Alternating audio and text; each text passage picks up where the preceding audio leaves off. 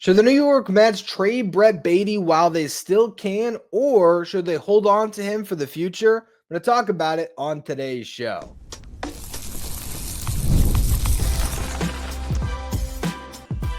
You are Locked On Mets, your daily New York Mets podcast. Part of the Locked On Podcast Network, your team every day. Hello to all you amazing Mets fans. You're watching Locked On Mets, part of the Locked On Podcast Network, your team every day. I'm your host, Ryan Finkelstein. If you want to find any of my work, follow me on X at Finkelstein Ryan. You can also find some of my writing at justbaseball.com, where I work as the managing editor. Now, Brett Baty has been on the trade block this offseason. It's been reported that the Mets were at least fielding offers for Brett Baty, but no deal has ever come together. It's still pretty much widely known, I think, if the right trade package came for Brett Baty, if Brett Baty was part of the right trade package to get a established MLB talent, the Mets would be comfortable moving him now that they have Mark Vientos entrenched at third base. And they also have Ronnie Mauricio, Jet Williams, Luis Angel Acuna, a lot of other infield prospects in their system right now that could make up for the loss of Brett Baty, who at this point does not have much value, and that's why he's on the market. He has struggled in the big leagues. There's no ways to look about it any differently. It has been a rough go for Brett Baty across now 169 big league games. 2022, he came up for an 11-game cup of coffee before he got hurt. He was set to replace Louis Guillorme as the left-handed side of the platoon at third base with Eduardo Escobar. Hit a home run in his first game, hit 2 home runs altogether, but ultimately struggled, then got hurt. 2023, Brett Baty was still a consensus top 20 prospect in all of baseball. The Mets were very high on Baty, as were a lot of Mets fans. When Brett Baty debuted, we thought they had finally found their answer to replace David Wright at third base, the heir apparent to what David Wright was, a top prospect that had the ability to really be a huge contributor for the New York Mets for years to come. It was lofty expectations, but expectations that Brett Baty earned with the way he played in the minor leagues and the fact that he was a former first-round pick. It didn't go well. Baty got the keys and he crashed the car. He hit 212, 275 on base, 323 slug, didn't even OPS up to 600. He was just below that at 598. Hit 9 home runs, 108 games, played bad defense at third base. It was just an awful season for Brett Baty. Comes back to spring last year, a lot of rave reviews that he's a new man. He worked on his swing, getting his top hand stronger to go through the zone. He worked at third base. He was ready to go, and he won that job in spring training. He was going to be the Mets starting third baseman. Mark Vientos back down to Syracuse, once again passed over for Brett Baty. Baty had a moment early in the season where he was hitting over 300 first couple weeks in, but he got hurt and he struggled. And you look at the numbers through 50 games, he hit 229, 306 on base, 327 slug. So an OPS of 633, not too much better than what he did in the year prior. Hit 4 home runs, 2 of them came in a multi-home run game against the Rays the last time that he really had a lot of success. Ends up getting his job taken by Mark Vientos, and Vientos never looked back. Brett Baty goes down to the minor leagues, did okay. He hit 252, 349 on base, 504 slug, 16 home runs in 62 games, which over the course of a 150-game season in the minor leagues, that would be a 39 home run pace. So there's still some value there. But other teams are looking at Brett Baty right now, and they're only seeing a buy low candidate. They're seeing a guy that they can trade for and hope that a change of scenery is going to lock him in. But no one is looking at Brett Baty that's trying to win next year and saying, yeah, I want him to be our third baseman. If the Mets were trying to get Luis Castillo at some point this offseason, the Seattle Mariners were probably not looking at Brett Baty and saying, there's our answer at third base. We got him. Now, there's some rebuilding teams that might look at Brett Baty and say, well, we don't have anyone much better to play third base anyway. Like the Marlins, for example. Like, why not have Brett Baty be our third baseman? You can move Connor Norby somewhere else. Or you can play Brett Baty at second if you really want to keep Norby at third. It really doesn't matter. Jesus Luzardo was on the market. You think the Mets didn't at least call about that, considering the fact that that was reportedly a trade that was on the table a year ago? The idea of Brett Baty for Jesus Luzardo, but it never quite came together. Luzardo goes to the Phillies. If the Mets could have gotten Jesus Luzardo with Brett Baty as the headliner, they would have done it. But it probably would have taken more prospects instead of a Brett Baty. Or who knows, the Marlins might not have been interested in Brett Baty at all. It might have just been lower level prospects like the one that ultimately got the job done for the Phillies to land Luzardo. And Baty didn't move the needle enough. So the interesting thing about Brett Baty at this point is you're sort of damned if you do, damned if you don't. If you trade him now, there's upside that another team might tap into, and you traded him when its value was at an all-time low. If you don't trade him, and he struggles again at the big league level, and you use his last year where he has an option, all of a sudden, Brett Baty, non-tender candidate. After this upcoming season, Brett Baty, assuming he gets optioned to Syracuse at least once, and he likely will, Brett Baty in 2025 and beyond will have to be on your big league roster. This is the year where he proves if he's a big leaguer or not, or he's going to be passed around the league. Do you start that process now? Do you trade him? What I want to talk about next here, as we really dive into the value of Brett Baty, or maybe the lack of value in Brett Baty, I want to go through 4 different types of trades that would have made sense or still do make sense potentially to move Brett Baty. And if that really is something the Mets should be pursuing right now, or if they're better off holding on to him and hoping that 2025 is the year that Brett Baty finally figures it out. We're going to talk about that a little bit more in just a minute. First, though, a quick word from our sponsors. Today's episode is brought to you by FanDuel. The NFL playoffs are almost here, but it's not too late to get in on the regular season action with FanDuel, America's #1 sports book. Because right now, new customers can finish the season strong with $250 in bonus bets if your first bet wins. FanDuel has so many ways for you to pick up a W. I love looking at players who will score a touchdown. You find the one that you feel the most confident in.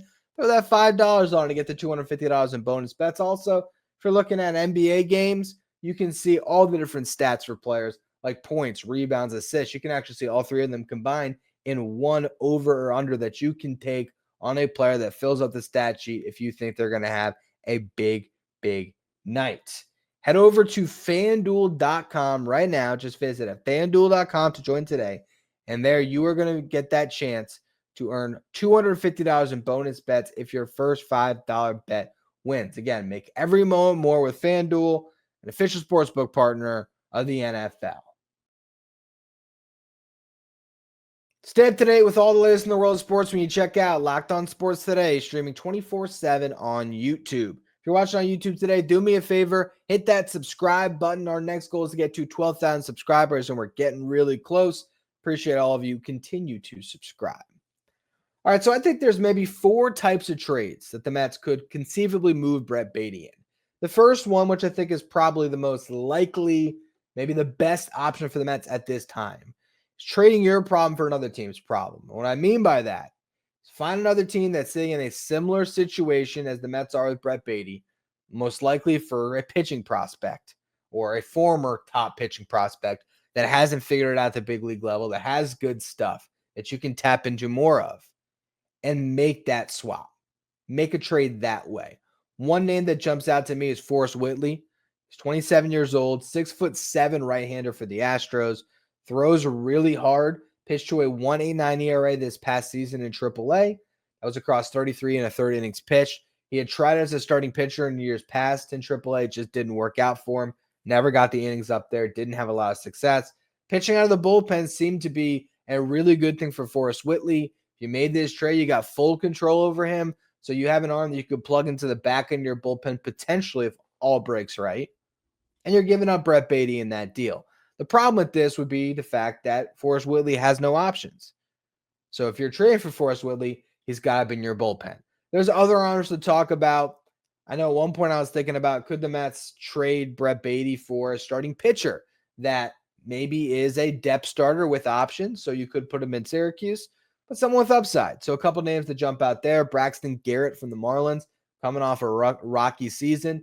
Maybe he's a guy you trade for. Reed Detmers of the Angels had a horrible year last year, but he has really good stuff. Left-handed pitcher. Maybe you get a little more out of him. The problem now, though, is the Mets are pretty much set in their rotation. They signed Sean Manaea back. They had previously signed Frankie Montas and Clay Holmes. And they even signed Griffin Canning to give themselves more depth. So, yes, ideally you could trade for a Reed Detmers and you park him in Syracuse, but how does that really help you much in 2025? I don't know if it does.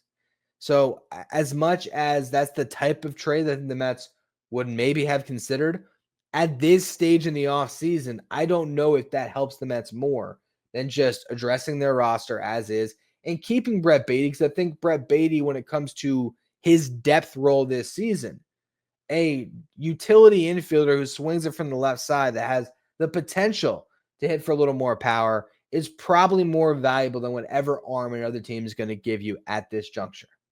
So we move on to the second type of trade you move Brett Baty in, and that is as the sweetener in a larger package with other top prospects for an MLB contributor. So we mentioned Jesus Luzardo before. If the Mets had tried to get in the game with Brett Baty and a lower level prospect or something else, well, that would have been a trade to look at. Garrett Crochet. Could Brett Baty have been the second or third piece in a Garrett Crochet trade? Turns out, no. The Crochet package was more than the Mets were willing to go to. It did not have the best return available to the White Sox to make that deal. You still have Luis Castillo on the market. You might have Pablo Lopez on the market, but Brett Baty is likely not moving the needle in either of those trades. Now, if you decide to put Jet Williams on the table, Brett Baty can be a throw-in, but he's not he's not really changing the outlook of a trade package. He's just another piece to put in there.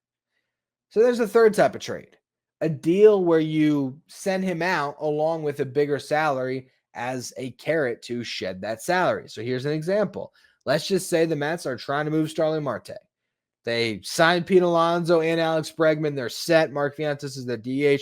They don't need Starling Marte. All right.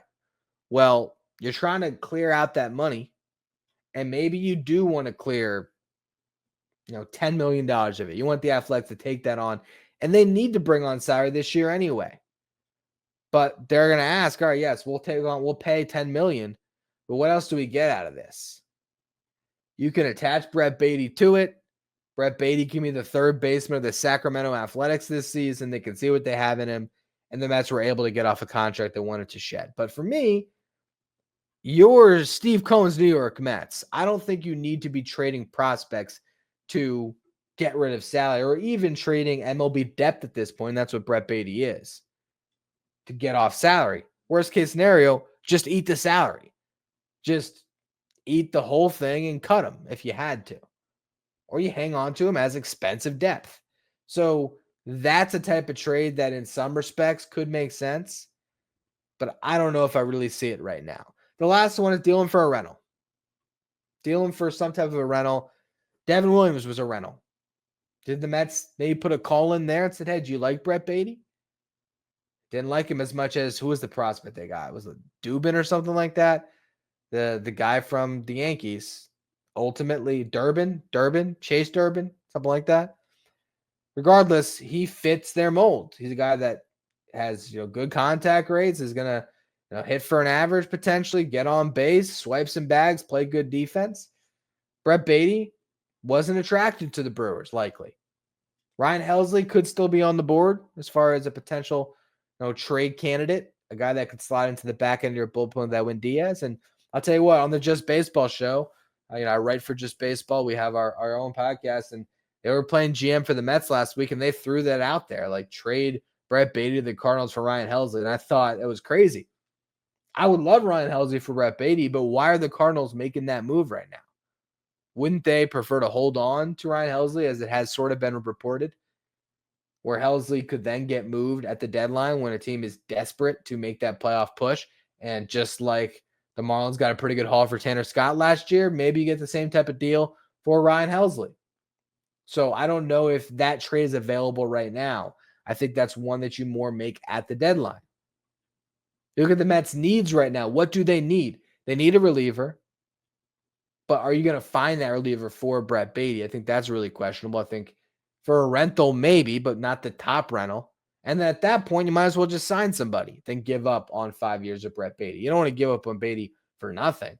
You can do that next year. You can let this season play out, keep him as big league depth, have him in Syracuse. And if he doesn't hit, if he comes up and he struggles, you just move on. But you don't have to move on now. The last one that we can talk about here is trading Brett Baty to get the other bat. So let's say the Mets re-sign Pete Alonso. Does Brett Baty have enough trade value to land you some of the names we've been talking about recently? And for those of you who haven't listened to the show, I've mentioned Trevor Larnach as a potential left-handed bat that could platoon with Starling Marte. I also talked about Jesus Sanchez from the Marlins, Ryan O'Hearn from the Orioles. Now, O'Hearn's a rental, so giving up Brett Baty for a rental doesn't necessarily seem like the most wise way to allocate your resources when you could just re-sign Jesse Winker.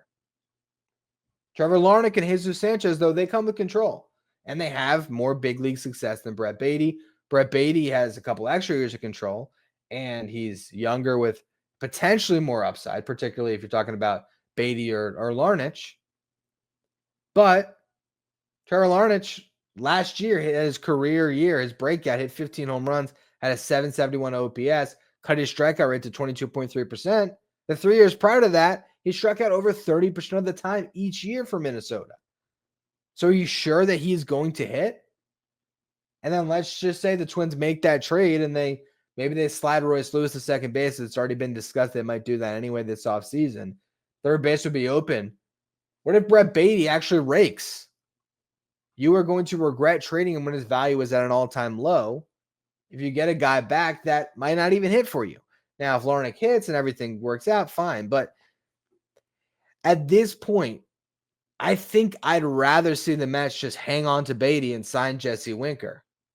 You keep the control of the player. He has some upside, but you just sign somebody to fill that role and potentially better than what's on the trade market. Jesse Winker is going to give you better at-bats than Trevor Larnach or Jesus Sanchez. He just is. He might not give you better at-bats than Ryan O'Hearn, but still, you can acquire Ryan O'Hearn for some lower-level prospects. That's where, again, I struggle to see the trade that makes sense right now for Brett Baty. But the main reason why you would move him is if you feel like his value is going to go in the tank if you don't trade him now. If you are staring at that last option year and you're thinking ahead to 2026 and you just get to a point where you say, you know what, before the last vestiges of his top prospect or former top prospect status erodes away, let's just get something of value for our big league roster right now. Let's trade Brett Baty for a reliever that can slot in to the middle of our bullpen. Not even a late inning guy, but a reliever that's just has some control, post some solid ERAs. That's the guy. Does it actually make sense to pull off the trade now just because you are fearful of what the value looks like at a later date? That's what we're going to talk about to close out the show. First, though, another quick word from our sponsors. Today's episode is brought to you by Game Time. Game Time is the fast and easy way to buy tickets for all the sports, music, comedy, and theater events near you. And Game Time Picks going to make it easier for you to get tickets for your favorite live events. Because Game Time Picks will filter out the fluff and show you only incredible deals on great seats so you don't have to waste your time searching through thousands of tickets. Download the Game Time app, create an account, use the code LOCKEDONMLB. You're going to get $20 off your first purchase. Terms apply. Again, create an account, redeem the code LOCKEDONMLB for $20 off. Download Game Time today. What time is it? It's game time. If you're an everyday listener to the show, make sure you become a Locked On Mets insider. This is our texting service where you get updates from me anytime news breaks in the Mets. You can ask me questions anytime. You can also take part in our Locked On Mets signed photo giveaways. If you want to be a Locked On Mets insider, find a link in the episode description. Go to subtext.com/LockedOnMets. All right, so let's talk about the idea of hanging on to Brett Baty. Does it make sense? Is he going to lose too much trade value? Last year, again, Brett Baty in AAA hit 252, 349 on base, 504 slug. So you look at the OPS overall, he was rocking an 853 OPS.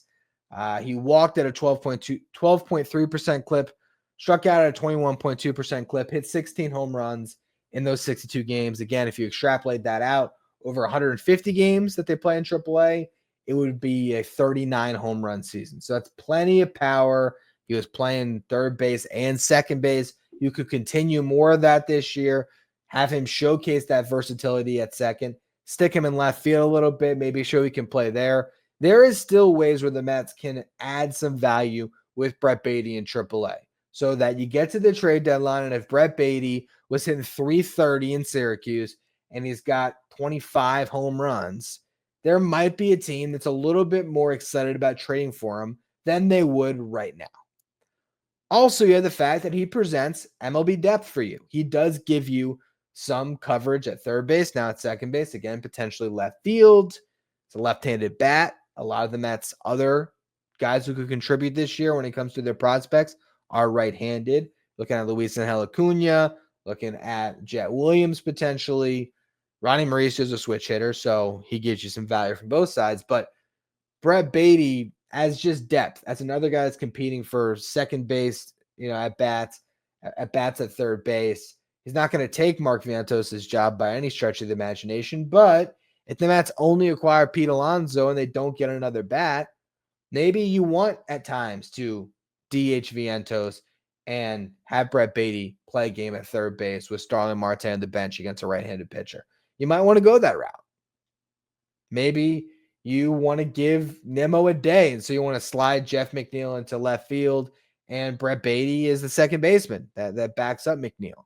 There's that possibility. He does give you a lot of roster flexibility, and he is only 25 years old. I don't think his trade value will torpedo because I don't think his trade value is that high right now anyway.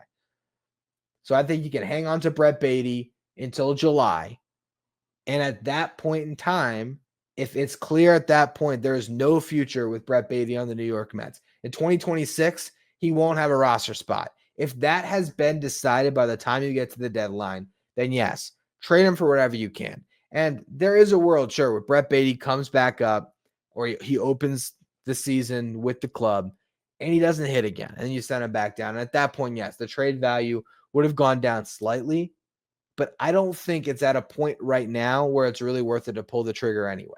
I see more upside in Brett Baty just simply as depth. I'm not saying I think he's going to be the Mets starting third baseman, but can Brett Baty play good defense at third, fill in at second base, and maybe post league average offensive production? I still think that could be in the cards. And if you look at the projection models, they are wildly high on Brett Baty, I would say right now. You look at these models and look, it's a computer. Who knows if it's going to be completely accurate? Obviously, at times it really isn't, but the projection for Brett Baty this upcoming season is currently based on FanGraphs depth chart. So this is looking at the Mets as presently constructed with Mark Vientos and Brett Baty potentially being the answer. I actually got to go to roster resource. Are they lining it up with Brett Baty as the starting third baseman right now with Vientos at first base? Because if they are, that is actually hilarious. Let's see. Yeah, they got Brett Baty as the starting third baseman of the New York Mets with Mark Vientos as the first baseman right now and Marte at DH. So based on that projection model with Brett Baty being the starting third baseman, or at least probably the third baseman against right-handed pitching, they have him projected at 117 games played, 17 home runs, 59 RBIs, 239 average, 313 on base, 397 slug, 102 WRC plus. So that is slightly better than league average because WRC plus, the weighted runs created plus, measuring hitters on a league average of 100. So they're projecting him out as slightly better than league average. And they have his WAR at 1.9, a 2-win player. Now, that does not mean it's going to happen, and I don't think he'll get enough playing time to rack up 2 WAR, but there is value in a big leaguer at 2 WAR. There is value in a guy that can be on your bench, that can hit to a league average level, maybe pop, I don't know, if he's on the bench, 10 home runs. and give you good defense at a couple of positions. So I think right now the Mets' best bet is simply to hold on to Brett Baty. But it's not because I think that Brett Baty is all of a sudden going to be the guy. Mark Vientos to me is clearly the third baseman of the future until told to move across the diamond. And if Vientos is your first baseman long term, I think it's because Alex Bregman's your third baseman. I don't think the Mets are going to go through this offseason without one of those two players getting signed. I cannot see a world where it really is Baty at third, Vientos at first on opening day. You don't spend $765 million on Juan Soto and then roll into the season with an infield like that. You just don't. If there's a team out there that really values Brett Baty to the level where you get something that improves your roster in 2025, I think the Mets would have already made that trade. And now at this stage, your best bet is to hang on to Brett Baty, have him compete with Luis Angel Acuna and Ronnie Mauricio, have those three guys ideally all vying for the last spot on the bench. I think that would be an incredible way to go into camp. Just putting the pressure on those guys. It's any of your jobs to have. Who's going to have the best camp? And those guys are going to play a ton in the Grapefruit League.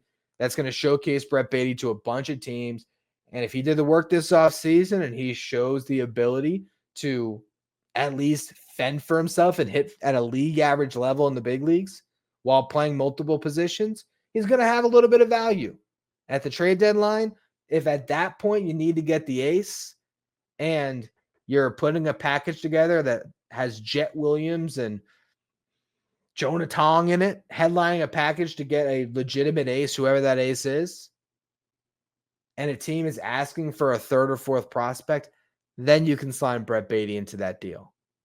And maybe save a prospect by dealing him then.